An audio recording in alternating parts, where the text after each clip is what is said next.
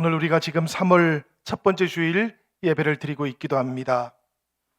우리가 그 24절기 그 기준을 따라서 한번 살펴보니까 어제가 경칩이었더라고요.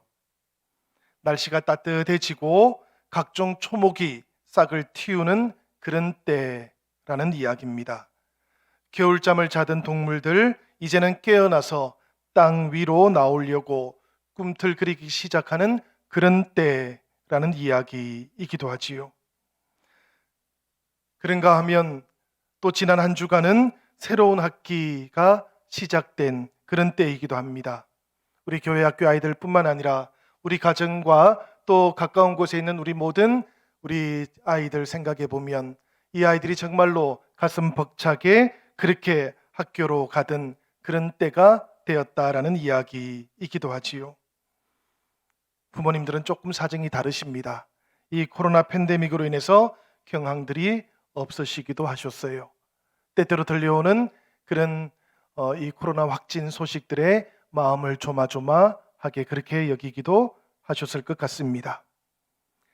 새로운 직장이라든지 혹은 새 집을 마련하고 나면 이런 가슴 벅찬 설레임들은 또 조금 더 길어지기도 합니다.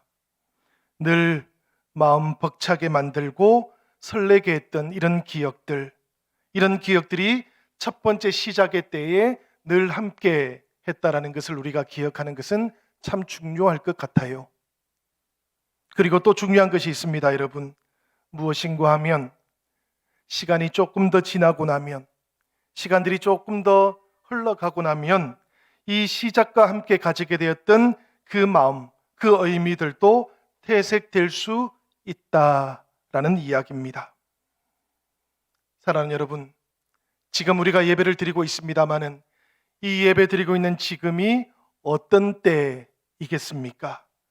서두에 말씀드렸던 것처럼 사순절 첫 번째 주일입니다. 예수 그리스도 그분의 복음을 가슴 벅찬 감격으로 듣게 되는 때이기도 하다라는 그런 이야기입니다. 죄와 어둠 그리고 사망의 권세는 물러가고 빛과 생명과 구원이 시작되는 때입니다. 사람들의 그 겉모양들, 그것의 변화가 있는 것이 아니라 사람들의 보이지 않는 본질이 변화되어야 하는 그런 때이기도 하다라는 그런 이야기지요. 여러분, 이 지점에서 우리들은 한번 생각을 해봅니다. 우리들에게 복음이 찾아오기 전 우리들은 그리고 세상은 어떤 모양이었을까요? 하나님의 긍휼히 여겨주시는 것이 이 세상의 한쪽에 있었다면 그와 동시에 사람의 불순종으로 인한 죄와 사망의 힘이 이 세상을 또 다스리고 있기도 했던 때였습니다. 사람들은 온전한 구원 대신에 때때로 악몽을 꾸기도 했고 여러 가지 심리적인 질환으로 인해서 형벌을 감당해야 되기도 했었습니다. 관계들은 깨어졌고요.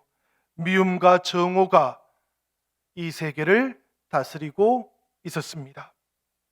이런 힘들이 개개인의 영역뿐만 아니라 조금씩 더 확장되어서 가정과 사회와 그리고 인류를 그렇게 다스리기도 했었어요.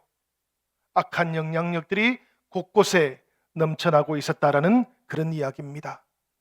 성경은 이것을 가리켜서 죄의 삭은 사망이다라고 그렇게 불렀던 것인데요. 생각해 보면 사람들이 가지게 되는 그 심판으로만 끝나게 되는 것도 아니었습니다. 히브리서 9장 27절의 말씀을 보면 이런 말씀들이 있지요. 한 번 죽는 것은 사람에게 정하신 것이요 그 후에는 심판이 있다. 그 심판은 계속해서 이어져 가게 되어 있었다라는 그런 이야기입니다. 그러다 보니 죄라고 하는 것이 사람들에게는 그만큼 두려웠고 공포스러운 것이기도 했다라는 그런 이야기입니다. 여러분, 사실 사람은 창조될 때 이런 모양으로 창조되었던 것은 아니었지 않습니까? 처음에 사람은 아름다운 하나님의 형상을 소유하고 있는 거룩한 존재로 지음을 받았던 겁니다. 미움보다는 사랑이 가득한 삶을 살아갈 수 있도록 하나님께서는 사람을 그렇게 지어주셨던 것이지요. 그러니까 위선보다는 더욱더 하나님 앞에서 의롭게 살아갈 수 있도록 그렇게 지음을 받았다라는 이야기입니다. 그랬던 사람들이 세상 속에서 하나님 앞에서 무너지게 되었어요. 사람들의 마음이 얼마나 아팠겠습니까? 그러나 동시에 비교도 할 수 없이 하나님의 마음이 아프셨습니다. 그래서 우리 하나님께서는 때가 찼을 때 지체하지 않으시고 예수 그리스도 그분을 사람들에게 보내주셨던 것이지요. 그 예수 그리스도를 통해서 사람들을 치유하기 원하셨고 구원하기 원하셨기 때문입니다. 우리가 성경의 말씀을 읽다가 보면 시편 2편 7절의 말씀을 읽기도 하고 이사야서 42장 1절의 말씀을 읽어보게 되기도 합니다. 우리 같이 이 말씀을 한번 읽어보도록 하겠습니다. 먼저 시편 2편 7절의 말씀입니다. 다 같이 읽겠습니다. 오랫동안 내게 이르시되 너는 내 아들이라 오늘날 내가 너를 낳았도다. 아멘. 이어지는 이사야서 42장 1절의 말씀도 함께 읽어보도록 하겠습니다. 내가 붙드는 나의 종 내 마음에 기뻐하는 나의 택한 사람을 보라. 내가 나의 신을 그에게 주었은즉 그가 이방에 공의를 베풀리라. 아멘. 바로 이 말씀처럼 너는 내 사랑하는 아들이요 내가 너를 기뻐하노라 라는 그 음성을 들으시며 우리 예수님께서는 세례를 받으셨던 것이지요. 물론 세례 요한을 통해서 세례를 받기는 하셨습니다. 그러나 세례 요한이 주는 세례는 사실 아니었지요. 이 세례는 하나님께서 베풀어 주셨던 세례였습니다. 이미 구약 시대에도 손이나 발을 씻는 그런 결례 예식들이 있었던 것이거든요. 우리 예수님께서도 이 세례를 받기 위해서 저 갈릴리 나사렛에서부터 요단강까지 먼 길을 따라서 길을 찾아왔던 것입니다. 생각해 보면 죄가 있는 사람이 세례를 받는 것이지요. 우리 예수님께서는 죄를 가지고 있지 않았습니다. 그럼에도 불구하고 예수님께서는 무릎을 꿇으셨고 세례를 받으셨다 그래요. 우리 주님께서 그렇게 무릎을 꿇으셨고 세례를 받으셨던 이유가 무엇 때문이었겠습니까? 당연히 하나님의 모든 의를 이루시기 위함이었다라고 그렇게 말씀하고 있어요. 죄를 씻기 위해서 세례받는 것이 아니고 하나님의 모든 의가 이루어질 수 있도록 하기 위해서 예수님께서는 그 절차를 밟으셨다라는 그런 이야기입니다. 이 마가복음에 나오는 예수님께서 세례 받으셨던 이야기가 마태복음 3장에도 나오고 있어요.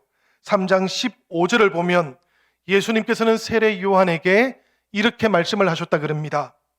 이제 허락하라. 우리가 이와 같이 하여 모든 의를 이루는 것이 합당하니 하니라 하시니 이에 요한이 허락하는지라. 사랑하는 여러분, 예수님께서 세례 요한에게 이렇게 말씀하시면서 세례를 받게 되셨는데 이 세례 속에는 하나님의 의를 이루기 위한 예수님의 순종이 있었던 것은 분명하지만 그것만 있었던 것도 아닙니다. 그 결과로 우리 예수님께서는 너는 내 사랑하는 아들이요 내가 너를 기뻐하노라 라는 이 하나님의 첫 번째 음성을 듣게 되셨던 것이지요.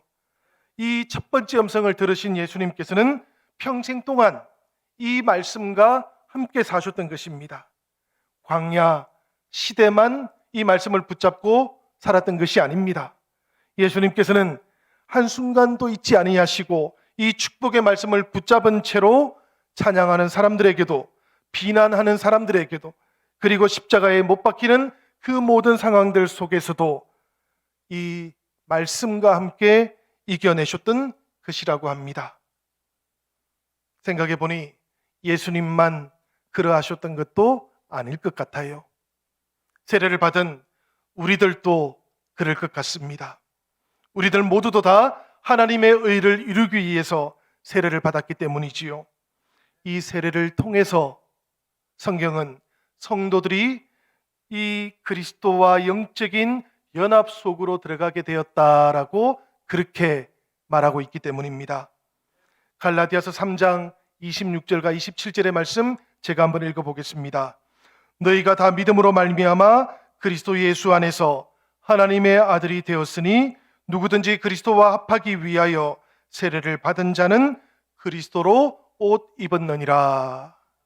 그렇습니다, 여러분. 예수 그리스도와 합하여 세례를 받은 사람들, 그들은 모두가 다 그리스도로 옷을 입은 사람들이다라고 그렇게 말씀하고 있는 겁니다. 오늘 이 시대에도 수많은 성도들이 그렇게 예수 그리스도로 새로운 옷을 입고 살아가고 있는 것이지요. 우리 한국 교회에 복음이 처음 들어왔을 때에도 그러했다고 합니다. 우리가 한국 기독교회사를 살펴보면 그곳에 노충경이라고 하는 분이 계십니다. 이분이 처음에 한문으로 된 서적들을 읽으셨는데요. 그 책을 읽다가 서양에서 들어온 종교라고 하는 기독교라는 것을 알게 되었다 그럽니다. 그 책 속에서 기독교는 무부무군, 그러니까 부모도 없고 왕도 없는 그런 가르침이다라고 소개되어 있었기 때문이에요. 이것을 보았던 노충경이라는 분은 이 서양 종교를 좀 더 잘 알아봐야 되겠다, 그렇게 생각을 했었습니다. 그래서 헤론이라고 불리는 의료 선교사를 찾아갔어요. 그리고는 이 기독교에 대한 책을 조금 더 받아서 읽어보려고 했는데 마침 그때 이 의료 선교사에 있던 헤론이 따로 책을 가지고 있지를 못했습니다. 그래서 따로 소개를 받았던 사람이 있는데 바로 알렌이라고 하는 의사였습니다. 노충경 씨는 이 알렌 의사를 찾아갔고요. 그리고 이 알렌을 만나기도 전에 그의 책상 위에 누가복음과 마가복음, 이 쪽으로 되어 있는 쪽복음을 발견하게 되었다 그럽니다. 마음속에 조금의 미련도 없이 노충경 씨는 그 책을 옷소매 속에 숨겨가지고 빠져나왔다 그래요. 그리고는 자기 집에서 혼자서 이 마가복음을 읽었고 누가복음을 다 읽었다 그럽니다. 이것을 읽고 나니까 이 말뜻이 알 듯도 하고 모를 듯도 했습니다. 그래서 어떻게 할까 생각하다가 찾아간 사람이 언두우드 목사님이었다 그래요. 언두우드 목사님이 나중에 이렇게 노충경 씨에 대해서 기록을 남겨놓았습니다. 그 당시에 나를 찾아왔던 노충경 씨, 그 사람의 눈매는 진리를 찾으려는 갈망으로 빛나고 있었다. 복음에 대해서 이야기를 듣고 난 노충경 씨가 마침내 예수님에 대한 자신의 신앙을 고백하기 시작했다 합니다. 그렇게 가르침이 조금씩 깊어져 가다가 마침내 앞으로는 내가 목숨을 걸고 이 예수님을 지키겠다고, 이 예수님을 믿어보겠다라고 그렇게 약속을 하게 되면서 세례를 받았다고 합니다. 여러분, 그 당시는 지금하고는 많이 달라요. 지금 우리는 예수님을 믿는다고 해서 어떤 박해도 받지를 않습니다마는, 그러나 노충경 씨가 세례를 받았을 그 무렵은 사실 여전히 기독교는 국법으로 금지되어 있을 때였습니다. 외국인들을 만나서 접촉하는 것도 여전히 국법으로 금지하고 있을 때였어요. 만약이라도 드러나게 되면 어떤 형벌도 각오를 해야 되었던 그런 때였습니다. 그래서 이 노충경 씨가 세례를 받게 되었을 그때에 헐버트라고 하는 사람이 대문을 지키고 있는 동안에 이 노충경 씨는 세례를 받게 되었다 그럽니다. 그때가 1886년 7월 11일이었다 그래요. 놀라운 일이지요, 여러분. 세례를 통해서 예수 그리스도라고 하는 새로운 옷으로 갈아입고 하나님 앞에 의로운 생명이 되었던 우리 선배에 대한 기록이기도 합니다. 오늘 다시 우리들도 예수 그리스도라고 하는 이 생명을 입고 하나님 앞에 예배드리고 있는데요. 이 시간 우리가 히브리서의 말씀을 한번 읽어보면 좋겠습니다. 히브리서 4장 15절의 말씀입니다. 우리 이 말씀을 같이 한번 읽어보지요. 다 같이 읽겠습니다. 우리에게 있는 대제사장은 우리 연약함을 체휼하지 아니하는 자가 아니요 모든 일에 우리와 한결같이 시험을 받은 자로되 죄는 없으시니라. 아멘. 우리 예수님이 세례를 받으신 것이지요.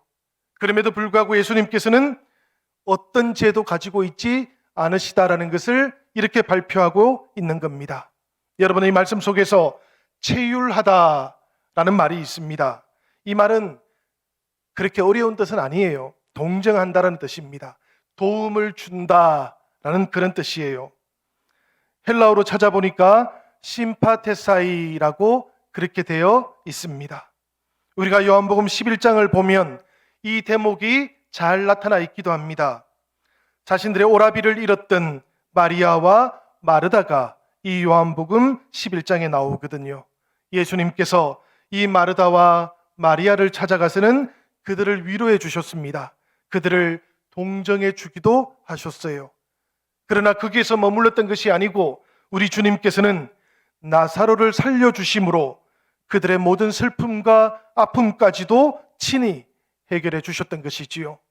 이 마음이 바로 체휼한다라는 그런 뜻입니다.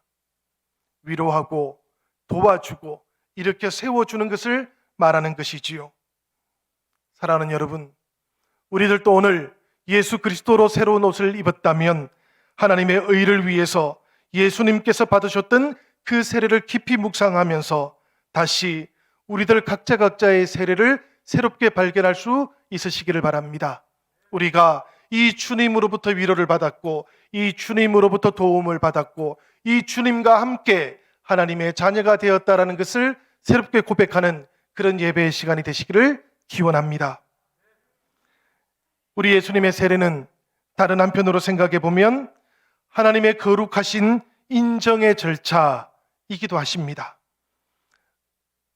말뜻은 알겠는데 의미는 조금 가물가물하지요. 사실은 이런 뜻입니다, 여러분. 우리 예수님께서 세례를 받으셨을 그때 말씀을 보니까 하늘이 갈라지는 현상이 있었다 그럽니다. 하늘 문이 열렸다라는 그런 뜻이에요. 사람의 죄로 인해서 막혀있던 사람과 하나님 그 사이에 담이 무너져 내렸다라는 이런 의미를 담고 있는 것이기도 합니다. 그리고 바로 그때 성령이 비둘기같이 예수님께로 임하게 되었는데요. 예수님께서는 이 임하신 성령과 함께 한 평생을 살게 되셨다라는 그런 뜻이기도 합니다. 바로 그때 첫 번째 음성이 들려왔던 것인데요. 그 첫 번째 음성은 너는 내 사랑하는 아들이라 내가 너를 기뻐하노라 라는 음성이었어요. 이 첫 번째 음성을 들으셨던 우리 예수님께서는 자신이 바로 하나님의 아들이라고, 자신이 바로 하나님께서 기뻐하시는 자라는 것을 온전히 선포받았던 겁니다. 성도 여러분, 하나님께서는 어떤 사람을 기뻐하십니까? 이것은 두말할 필요도 없이 하나님의 뜻대로 행하며 살아가는 사람을 기뻐하시는 겁니다. 그래서 예수님을 하나님께서는 기뻐하셨던 거예요. 사실 성경의 말씀을 통해서 살펴보면 우리 예수님께서도 하나님의 뜻대로 행하기를 기뻐하셨다 그럽니다. 하나님의 뜻을 따라서 살아가는 일이 우리 주님의 양식이라고 하지 않았습니까? 그렇게 예수님은 살아가셨던 분이신 것이지요. 하나님의 뜻대로 행하시기 위해서 하늘의 영광, 하늘의 권세를 다 내려놓으셨고, 그리고 마침내는 하나님의 어린 양이 되기 위해서 십자가에 못 박혀 돌아가셨던 그 모든 일들을 우리 예수님께서는 온전하게 감당하셨다라는 그런 이야기입니다.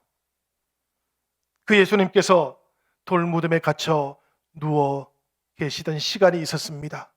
여러분, 우리 주님께서 그렇게 누워 계셨던 시간은 아무것도 할 수 없던 시간이었습니다. 그런데 바로 그때 우리 하나님께서는 예수님을 이렇게 세우셨던 것이지요. 우리 하나님께서는 이 예수 그리스도를 죽음에서 부활로 변화시켜 주셨던 것입니다. 그러니 여러분, 우리 하나님의 자비로움은 어디에 있는 것입니까? 우리 하나님의 자비로움, 이것은 바로 예수 그리스도의 고난의 길, 그 위에 함께하고 계시는 것입니다. 우리 하나님의 자비로운 길, 어디에 있으신 겁니까? 바로 십자가를 향해 걸어가셨던 예수님의 그 길 위에 계셨던 것입니다. 사순절을 맞이한 오늘 우리들도 이 길을 함께 걸어갈 수 있기를 기원합니다. 우리가 정말로 하나님이 내 안에 계시다면, 하나님께서 성령으로 우리들을 인도해 주신다면 예수님과 함께 이 길을 걸어가는 것이 우리들 모두에게도 기쁨이 되시기를 축원합니다. 여러분, 죄가 없으셨던 우리 예수님, 이 예수님께서 받으셨던 세례는 사실 겸손함의 절정이기도 했지 않겠습니까? 사람들은 어떠합니까, 여러분? 사람들은 때때로 조금만 인정을 해줘도 목을 금방 고추 세우는 존재이지 않습니까? 그런데 예수님은 다르셨다는 이야기입니다. 그분은 사람들과 함께 세례를 받으셨고 사람들과 똑같이 낮아지셨다 그럽니다. 하나님께서 누구와 함께 일하실까 생각해 보면 이렇게 예수님처럼 자신을 낮추는 사람입니다. 이렇게 예수님처럼 자신을 겸손하게 만드는 사람들입니다. 하나님께서는 약하고 낮은 자를 들어서 사용하시는 분이시기 때문에 그렇습니다. 이것이 바로 하나님께서 일하시는 방법이기 때문에 그런 겁니다. 반대로 사람은 다르게 일하려고 하지 않습니까? 스스로 강하다고 생각하고요. 스스로 자신에게 있는 재능을 드러내려고 하는 존재이지 않습니까? 사탄이 이런 사람들을 그냥 두지 않습니다. 공격하기도 하고 무너뜨리기도 하는 것이지요. 우리들은 오늘 이 하나님의 방법을 생각하며 이사야서 60장 22절의 말씀을 함께 읽습니다. 한번 제가 읽어보도록 하겠습니다. 그 작은 자가 천을 이루겠고 그 약한 자가 강국을 이룰 것이라. 때가 되면 나 여호와가 속히 이루리라. 그렇습니다. 여러분, 가장 겸손하고 가장 낮아지는 곳에 하나님의 능력이 임하시고 나타나는 것입니다. 나의 힘을 빼기만 하면 이런 일들이 일어날 수 있다는 이야기입니다. 나의 뜻과 나의 계획 대신에 그 비워진 자리에 하나님의 뜻과 하나님의 계획이 온전하게 세워질 수 있기만 하다면 바로 그곳에서부터 하나님의 능력과 하나님의 방법이 나타날 수 있다라는 그런 이야기지요. 사도 바울을 한번 떠올려 보시기를 바랍니다. 사도 바울에게는 육체의 가시가 있었습니다. 바울은 하나님을 향해서 이 가시가 제거되기를 3번이나 간절하게 기도를 했다 그럽니다. 우리 하나님께서 이 간절했던 기도를 들어주셨을까요? 안 들어주셨을까요? 들어주지를 않으셨습니다. 그렇지만 여러분, 우리들은 이 육체의 가시를 가지고 살아갔던 바울이 나중에 이 육체의 가시로 인해서 오히려 하나님의 복음을 더 잘 전할 수 있게 되었다라는 그 고백도 함께 듣지 않습니까? 생각해 보면 그런 것입니다. 고린도서 12장 10절의 말씀입니다. 내가 그리스도를 위하여 약한 것들과 능욕과 궁핍과 핍박과 곤란을 기뻐하노니 이는 내가 약할 그때에 곧 강함이니라. 우리들이 가장 약할 그때가 하나님께서 우리와 함께 하시는 때인 겁니다. 우리의 겸손함과 우리의 낮아짐이 나타나는 바로 그때가 하나님께서 능력으로 우리와 함께 해주시는 그런 때라는 말씀이기도 합니다. 출애굽기에 나오는 모세가 바로 그러했던 것이지요, 여러분. 애굽에서 살아갔던 그 40년 세월은 생각해보면 이 모세가 가지고 있던 능력이 가장 멋있게 나타나야 했던 시간이었을 겁니다. 그러나 40년 세월의 마지막이 어떠합니까, 여러분? 그 애굽을 피해서 도망 나와야 했지 않습니까? 하나님께서 불러내셨던 모세였지만 하나님께서는 다시 40년 동안 이 모세가 양을 치며 살도록 두셨습니다. 그 양을 치며 가족들과 함께 살아가는 동안에 이 모세는 자신이 의지했던 그 모든 것들을 내려놓기 시작했던 것이지요. 그렇게 내려놓기 시작했던 이 모세를 바라보셨던 하나님께서 마침내 80세가 될 그때에 다시 모세에게 찾아오셨던 것입니다. 그리고는 그 모세의 모든 연약한 것들을 변화시키시며 모세를 애굽으로 다시 보내고자 하셨던 것이지요. 하나님께서 모세를 사용하셨던 때가 바로 이때였다라는 그런 이야기입니다. 여러분, 하나님께서는 어깨에 힘이 들어가 있는 사람을 찾으시는 게 아닙니다.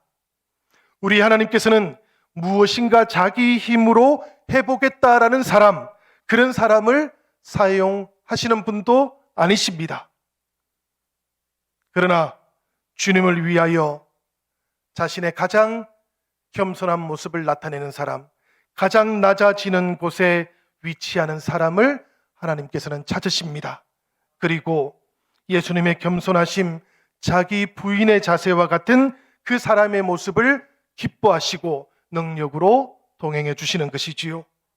여러분, 이 겸손한 사람이 가지고 있는 낮아짐이 기도로 나타나게 되는 겁니다.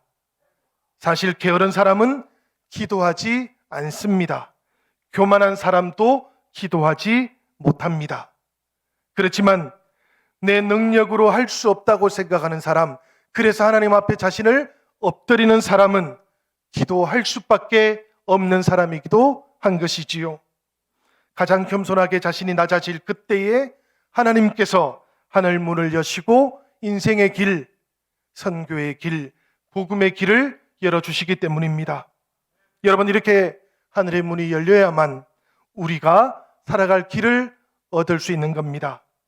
그러니 성도 여러분, 다시 우리가 비록 아직은 여전히 조금 힘든 시간, 어려운 때를 살아가고 있지만 그래도 낙심하지 말았으면 좋겠습니다. 여전히 하나님을 바라볼 수 있으면 좋겠습니다. 그리고 우리 주님께서 우리에게 허락해 주시는 주님의 기이한 빛 속으로 우리들 모두가 다시 초대받을 수 있기를 기원합니다. 우리 주님의 빛 우리가 받았으니 이 빛을 반사하면서 세상 속에 하나님의 나라를 나타낼 수 있어야 되는 것 아니겠습니까? 생각해 보면 지금도 강릉과 동해 쪽에서는 불이 나서 대단히 심각한 상황입니다. 그 지역에 있는 우리의 이웃들 위해서 우리가 함께 기도해 줘야 될 줄로 생각이 됩니다. 지금도 저 우크라이나 땅에서는 전쟁의 소식이 있습니다. 그곳이 어쩌면 가장 낮은 곳일 수도 있겠습니다. 그곳이 가장 낮은 곳이라면 바로 그곳에 우리 주님께서 찾아가 계실 겁니다. 우리들의 마음도 그렇게 낮아지고 그렇게 겸손해져야 될 줄로 생각이 됩니다. 그 땅의 사람들을 위해서 기도하는 시간이 되시기를 바랍니다. 여전히 코로나로 인해서 우리는 아직 힘듭니다. 한 주간, 두 주간 정점으로 가는 시간들을 우리가 맞이하게 될 겁니다. 이 시간들 동안에 우리가 더욱더 우리들 각자도 건강을 위해서 노력해야 되겠고 또 서로를 위해서도 더욱더 기도하며 준비해야 될 줄로 생각이 됩니다. 사랑하는 여러분, 못생긴 나무가 산을 지킨다라는 옛말이 있어요. 이런 말처럼 우리 하나님께서는 겸손하고 낮아진 사람들을 사용하셔서 하나님의 나라를 이루어 가시기도 하시고 지켜가기도 하시는 분이시다라는 것을 오늘 우리들 모두가 기억하면 좋겠습니다. 그렇게 겸손한 우리들에게 하나님께서는 하늘 문을 여실 겁니다. 복음의 문을 여실 겁니다. 위로의 문을 열어주실 것입니다. 그리고 전도와 축복의 문도 함께 열어주실 것이니 우리들 모두가 다시 한번 주님께서 우리에게 주셨던 이 첫 번째 말씀, 너는 내 사랑하는 아들이요 내 사랑하는 딸이라 내가 너를 기뻐하노라 라는 이 말씀을 붙잡고 다시 주님의 길, 아름다우신 하나님 나라의 길로 함께 나아가는 은혜가 있기를 우리 주님의 이름으로 간절히 축원드립니다.